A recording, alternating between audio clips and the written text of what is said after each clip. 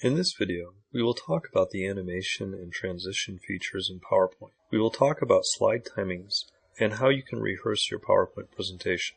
We will talk about how you can animate bullet points in SmartArt Graphics. We will also discuss custom animations and how you can create paths that objects in your presentation can follow from one location on a slide to another. When I click on the Animations ribbon, you will notice that there are two main sections to the Animation ribbon. There is the Animation section, and there is the Transition to this Slide section, which makes up the bulk of the ribbon. Notice at this point the Animate drop-down is not yet available. I will now put some information in my slides. So I have created a title slide and a content slide.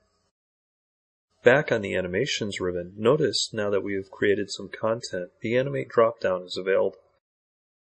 I can specify the animation for the slide. For example, if I open the slide, I can have all of the bullets appear at one time, or I can have the bullets appear one at a time. I can choose the type of animation, such as fade or fly.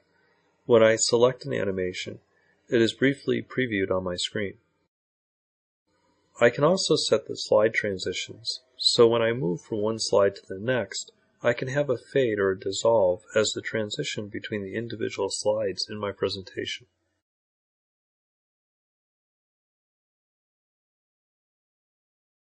When I'm in slideshow view, I can see the bullets appear using the animation I selected each time I advance the slide with my spacebar.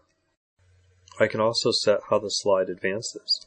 I can have it advance on a mouse click or automatically after a period of time, or I could set both methods to be active on a slide. When I set the timing for the slide, if I've animated my bullets, they will appear automatically based on the slide timing. If I go to Slide Sorter View, I can see the slides. The slides that have animations set are indicated by the shooting star icon, and I can also see the timing that is set for each slide.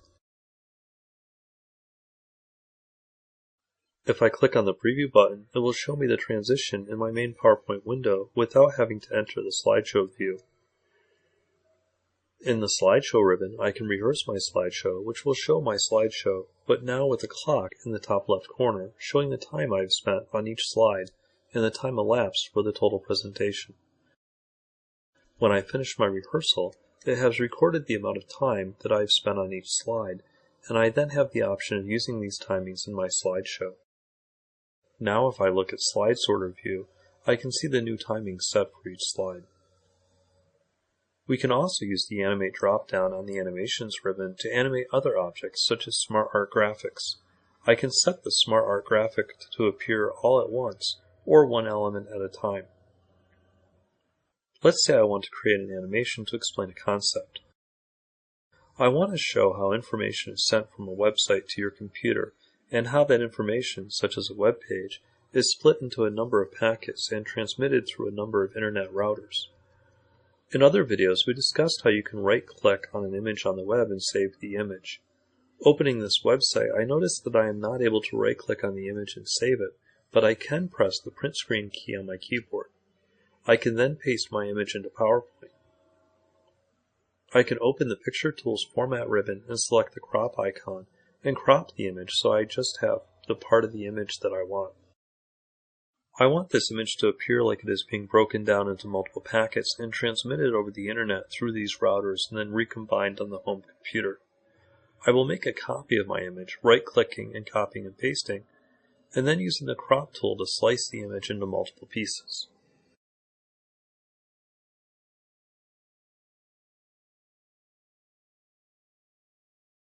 I have taken my image and sliced it up into a number of pieces. I will take these pieces and position them above my web server illustration. I will delete my original image that I no longer need. I will click on the Custom Animation icon in the Animations ribbon and select my first object. Notice that when I click on Custom Animation, it shows the animation pane. I can select an effect and use the same effects we saw on the Animate drop-down, selecting animations like entrance and exit. I can add an emphasis effect, such as grow or shrink or spin. When I select an animation, I have a number of options. For example, this animation will be triggered by a mouse click. I can right-click on the animation and remove the animation, or change a number of the settings. I will select my first object and add a motion path, a custom motion path, then selecting a scribble. I will now draw a path that this object will follow from my web server through the routers and then finally having it appear above the home computer illustration.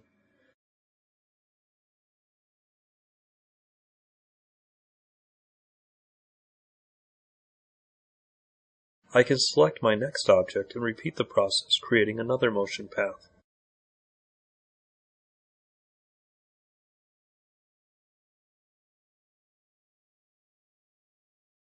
As you can see, I did not match up the final positions of my objects, so I can click on the Path drop-down in the Custom Animation pane and select Edit Paths. And this gives me a greater flexibility in editing a single part of my path without altering the entire path. This is still a laborious process, and there are tools that are much better suited for creating animations.